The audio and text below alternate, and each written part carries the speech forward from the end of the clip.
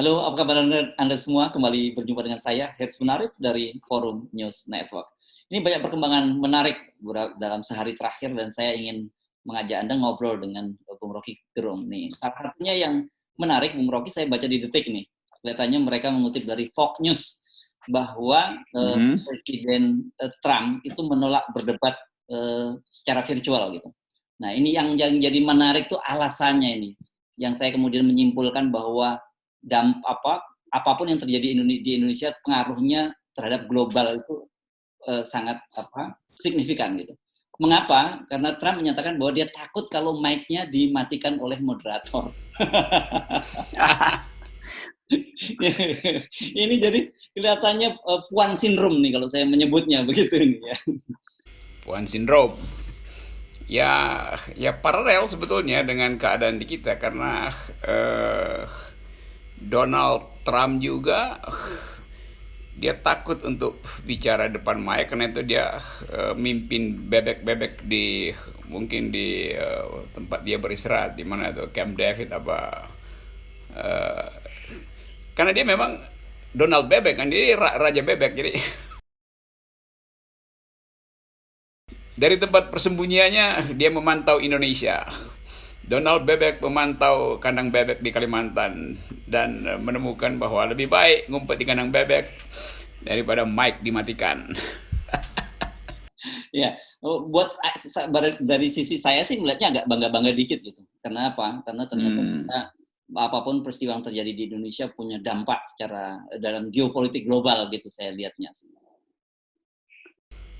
Ya, saya tadi dapat video siapa itu yang kirim itu bahwa Donald Trump dianggap sebagai ancaman dunia. Jeffrey Sachs di depan Forum Vatikan mengulas politik Amerika yang diperlihatkan bahwa dalam era kepemimpinan Trump dunia itu justru terancam. Karena Donald Trump nggak peduli dengan climate change, nggak mau tanda tangan semua protokol perlindungan iklim. Jadi itu sama dengan Omnibus Law, yaitu mengizinkan perusahaan lingkungan. Jadi memang satu paket nih antara bebek di Indonesia dengan bebek di USA itu. Alam pikirannya sama. Nah, ini sekarang kelihatannya banyak sekali kalau tadi saya membaca orang-orang yang juga insaf gitu ya dengan Omnibus Law ini. Karena banyak sekali pendukung Presiden Jokowi yang selama ini kita kenal sebagai pendukung diehard Presiden Jokowi, kemudian juga ikut memprotes soal Omnibus Law. Tapi yang menjadi pertanyaan saya sebenarnya draft mana yang mereka baca itu? Karena sampai sekarang anggota DPR sendiri juga pada bingung tuh. Sebenarnya yang diresmikan tuh undang-undang yang mana gitu. Ya ini hal yang menarik juga. Artinya orang nggak ngerti apa sebetulnya yang diinginkan presiden dengan mempromosikan kembali keuntungan dari undang-undang itu. Tetapi justru pendukung-pendukungnya yang ngomelin dia tuh. Jadi ini kan yang lucu adalah para pendukung diehard Presiden Jokowi, terutama kalangan akademisi, menganggap Presiden tidak pro rakyat bawah itu. Padahal problem kita juga belum jelas tuh. Jangan-jangan betul-betul undang-undang itu pro rakyat bawah tuh. Kan statusnya masih hoax kan. Jadi saya anggap juga mereka tobatnya itu juga karena hoax. Jadi bertobat karena hoax itu kan. Dan mungkin udah bosan mereka die hard ini di kolam cabang, jadi ingin pindah ke kandang bebek juga tuh.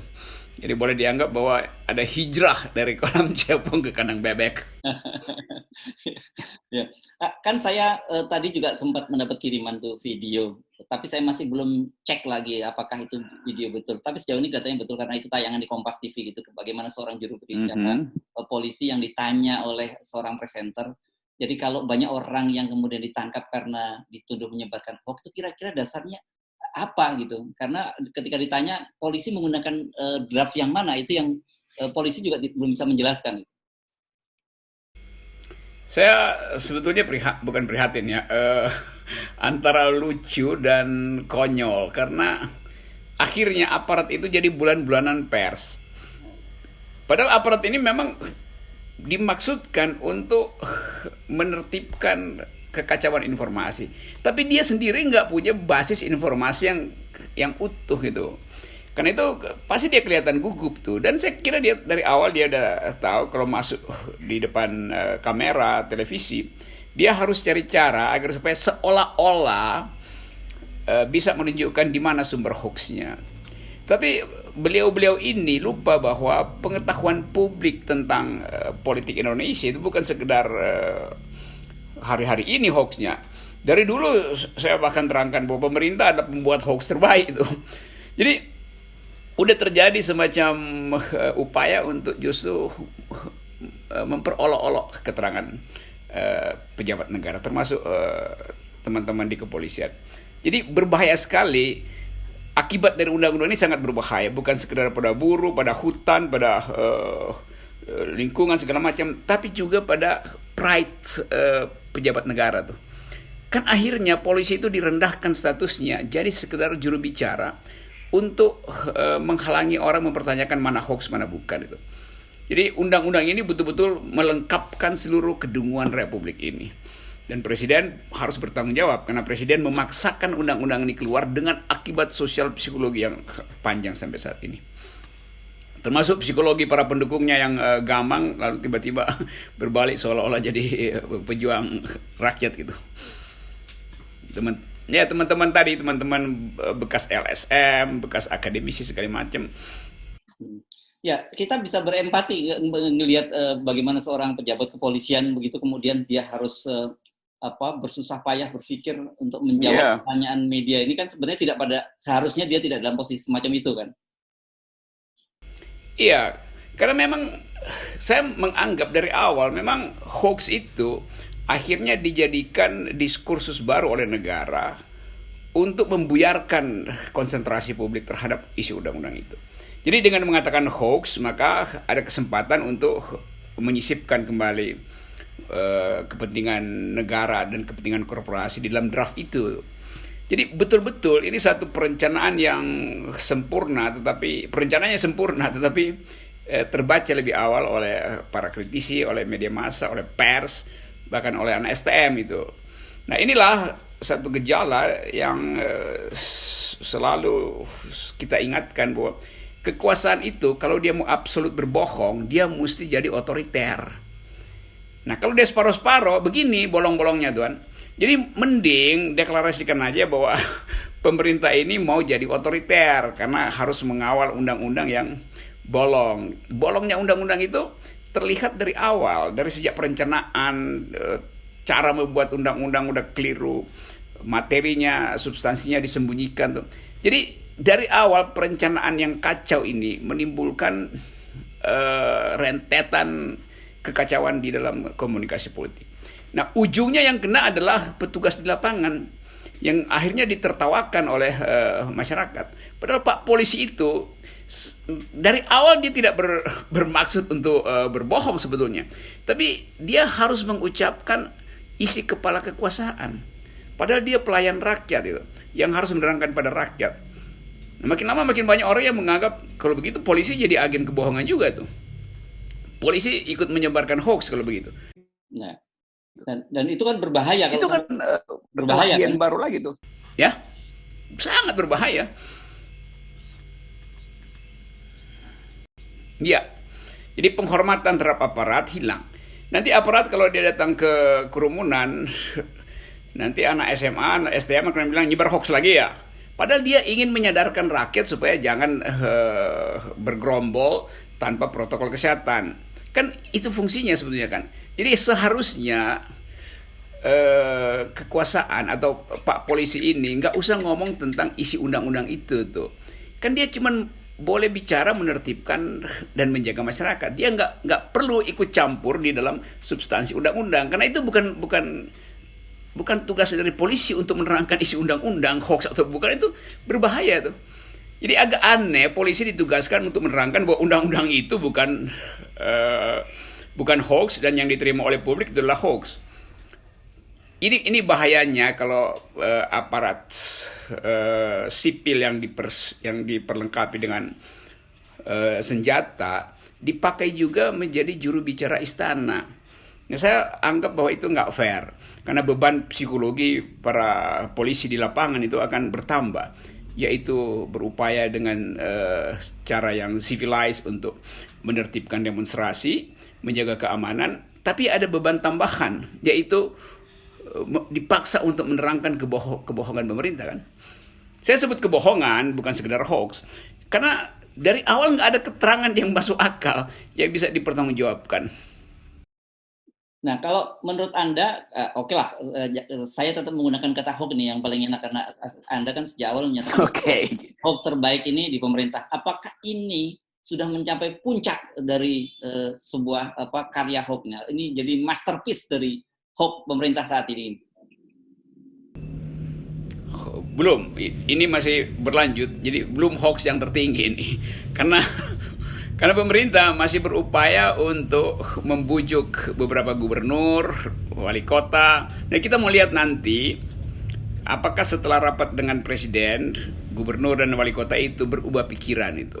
Kan kita lihat gagah berani kan mengatakan menolak undang-undang Omnibus Law ini, mulai dari Jawa Barat, macam-macam gubernur, Kalimantan Barat segala macam. Nah, kita mau lihat kalau setelah ketemu presiden lalu berubah pikiran, nah itu yang kita sebut sebagai hoax tertinggi. Jadi seluruh gubernur ikut di dalam bahasa politik presiden. Artinya ya kita menolak sebetulnya, tapi bohong itu. Jadi saya agak kaget kalau Anda menyatakan bahwa ini belum sebagai masterpiece, karena menurut saya ini udah luar biasa sekali gitu. Karena belum, masih ada yang paling tinggi itu kalau publik akhirnya menemukan bahwa Ridwan Kamil berbohong, bahwa siapa lagi tuh yang pamer-pamer ada Bupati Sukabumi segala macam lah itu yang ada di koran itu kan. Nah, itu baru orang anggap bahwa ternyata bukan cuma presiden pembuat hoax terbaik, tapi seluruh aparat kekuasaan adalah satu orkestrasi, yaitu orkestrasi hoaxer itu. Nah, dengan ketidakjelasan semacam ini, jadi bagaimana posisi kita ya? Apakah kita percaya bahwa sudah ada undang-undang Omnibus Law yang disahkan oleh DPR, atau kita anggap itu tidak pernah ada gitu? Harus dianggap tidak pernah ada, karena dari awal prosedurnya ngaco kan. Kalau dia disahkan pun oke, dia ada secara formil, tapi akan ditolak. Tapi secara formil pun nggak ada, karena barangnya nggak disahkan. Jadi anggota DPR yang kemarin itu kan sebetulnya semacam ya betul yang kita sebut satir bebek itu, yang mendengarkan aja ketuanya di depan bilang sah ya, ya wek wek wek wek wek, artinya sah, maka diketok. Ada yang bilang enggak, itu enggak sah, maka mic-nya dimatikan. Jadi inspirasi itu yang nyampe ke Donald Trump itu sebagai Donald yang diledek juga sebagai Donald bebek. Jadi ikuti aja tuh cara berpikir Republik Indonesia tuh. Nah, ini sebetulnya jadi pameran di dunia tuh. Kalau kita dengar teman-teman di luar negeri juga diledek-ledek oleh orang asing bahwa gila tuh matiin mic. Jadi memang jadi viral ke luar negeri tuh. Karena dibuatkan meme. Jadi orang yang nggak ngerti nanti minta tanya ke teman-teman kita di Amerika, di Perancis itu, apa sih maksudnya meme ini? Maka diterangkan. Lalu orang ketawa. Wow, bagaimana mungkin Indonesia menyebut demokrasi tetapi orang mengucapkan satu kalimat tidak dimungkinkan. Jadi tidak dimungkinkan mengucapkan kalimat tidak, padahal parlemen adalah tempat untuk menidak. Bukan menindak, menidak itu, mengatakan tidak itu. Oke, jadi saya kira saya sepakat mungkin dengan Anda, daripada kita terjebak dan kemudian salah disebut menyebarkan hoax juga, kita sementara menganggap tidak ada sampai itu kemudian terbukti ada gitu ya. Iya, harusnya begitu. Sama seperti segala hal yang menyangkut kepastian harus dinyatakan tiada lebih dahulu sebelum dibuktikan ada, kan begitu cara berpikirnya kan. Oke, saya kira clear Bung Rocky Gerung. Kita tunggu saja kalau gitu sebenarnya mana draft yang betul dan mana yang sudah disahkan kemarin. Karena sampai sekarang bukan hanya kita masyarakat, tetapi anggota DPR sendiri juga banyak yang kebingungan.